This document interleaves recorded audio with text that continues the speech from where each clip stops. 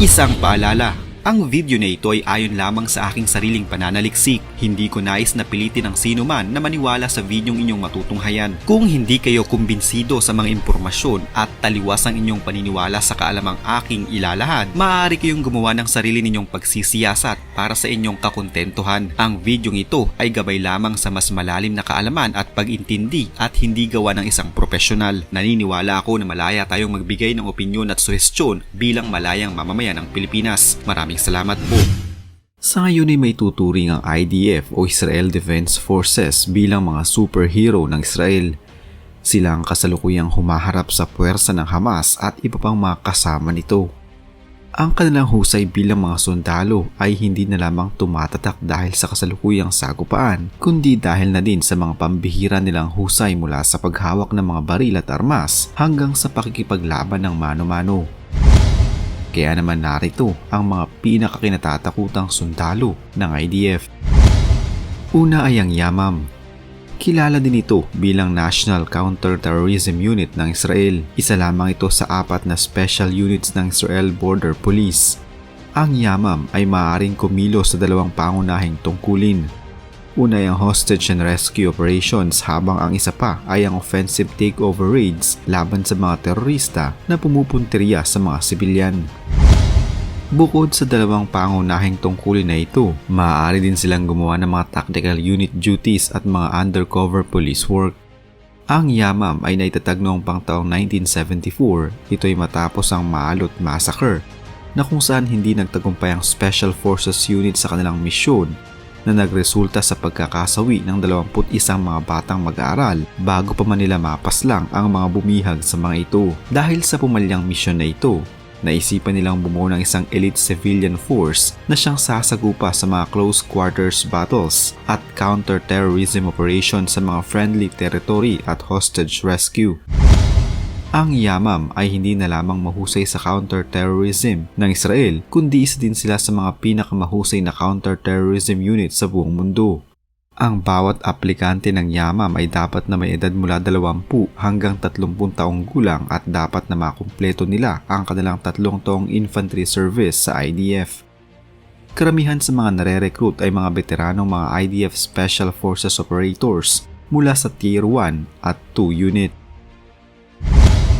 Bago maging isa sa mga sundalo ang unit na ito, ang bawat isa ay kailangan nilang pagdaanan ng malaimpyernong 1 linggong pagsasanay na siya ring ginagawa ng ibang mga elite unit sa iba't ibang panig ng mundo. Subalit sisiw na lamang ito para sa mga aplikante na hasang-hasa sa mga labanan bilang mga veterano na din silang mga sundalo. Bukod sa pisikal na pagsasanay, dumadaan din ang mga sundalo nito sa basic Arabic training at tamang pananamit kasama ang mga Arabo at Muslim. Ayon sa tala, nakapas lang ang special unit na ito ng nasa 179 na mga terorista noong 2000 hanggang 2005 uprising na kung saan 50 sa mga ito ay mga bombers.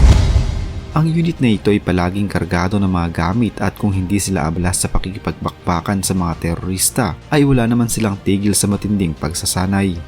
Sa kabila ng pagiging mahusay na unit, ang pagkakakilanlan ng kanilang mga miyembro ay gwardyado at nananatiling lihim. Sila ang nagsisilbi ngayong anino ng Israel laban sa Hamas na handang makipaglaban kahit na buhay pa nila ang kapalit. Pangalawa ay ang Sayeret Matkal. Noong bago matapos ang 1950s, ang IDF ay kinailangan ng isang Special Forces Unit na malaya mula sa mga command at budget restrictions mula sa mga regular Special Forces Units. Sinalaan nila ang mga pinakamahuhusay na mga batang sundalo na maaaring sumagupa sa mga kalaban kahit saan mang panig ng mundo. Itinatag ito noong taong 1957. Ang Sayeret Matkal ay mabilis na naging General Elite Special Operation Force na hinango mula sa kilala noong British SAS, subalit ang kanilang pagkakakilanlan ay isinapribado at iilan lamang ang mga nakakaalam tungkol sa kanila. 2 beses sa isang taon naglulunsad ang unit na ito ng isang malaimpyernong camp training na kung saan sinusubukan nila ang kakayanan ng kanilang mga nare-recruit at tumatagal ang pagsanay na ito sa loob ng ilang araw na walang pahinga. Regular na minomonitor ng mga doktor at psychologist ang mga na-recruit upang masiguro ang kanilang kaligtasan. Ang pangunahing taglay dapat ng isang aplikante ay katalinuhan at lakas na pang-atleta. Kung wala ka ng mga ito ay tiyak na hindi ka makapagpapatuloy bilang isa sa miyembro nila. Umaabot ng halos 1 taong madugong pagsasanay ang pinagdaraan ng isang na-recruit at kailangan na matapos nila ito. Kung maging isa ka sa kanila ay hindi sila magsusuot ng anumang uniforme madalas, kundi ay naglalagay sila ng isang special na unit pin sa kanilang mga sapatos na sumisimbolo ng pagiging isa nila sa unit na ito.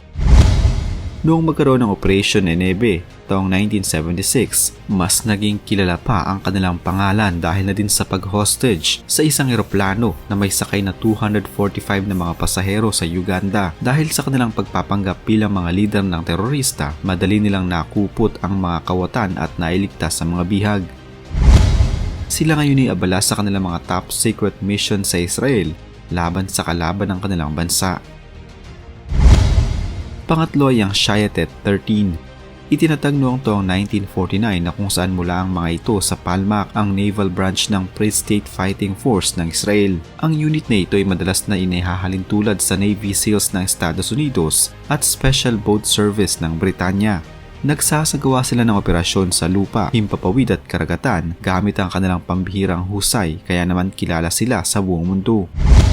Sa mga nais na maging miyembro ng Elite Marine Commando Unit na ito, dapat ay handa ang sino man na lampasan ang kanilang mga kakayahan bilang isang tao at tumatagal ang pagsasanay ito ng hanggang 20 buwan mula sa basic physical training, pagpapalakas ng katawan, paggamit ng armas, pagmamaneho ng mga maliliit na motorboat, paggawa ng mga plano hanggang sa parachute training.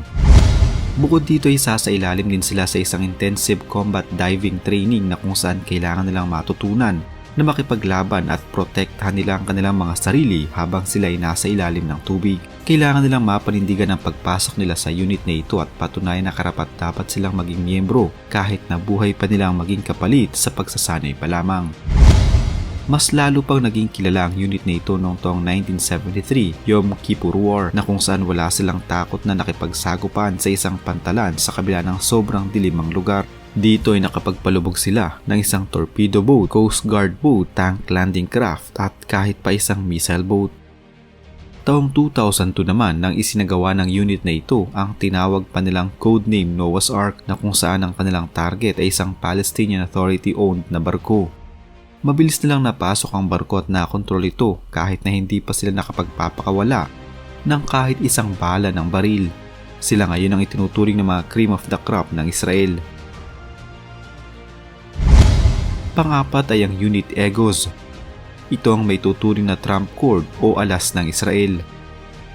Nabuo ang unit na ito sa pangailangan na din ng maliit na unit ng IDF. Ang sino mang maging nais na kasapi ng unit na ito ay kailangang dumaan sa 1 taong pagsasanay na magtutulak sa kanilang physical at mental limits. Sa training ay kailangan nilang maglakad ng mahabang panahon sa mga mahihirap na mga daanan. Muli itong itinatag taong 1995 na kung saan naging mahalaga para sa isang miyembro nito ang makipagbakbakan bilang mga frontliners na silang sasagupa sa mga kalaban ng harapan. Sila din ang mga sumabutahe sa tangkang pagpapadala ng missile ng Hezbollah. Ang kanilang pagsasanay ay kadalas ay idinaraos sa mga kabundukan tulad na lamang ng Mountain of Cyprus at Golan Heights.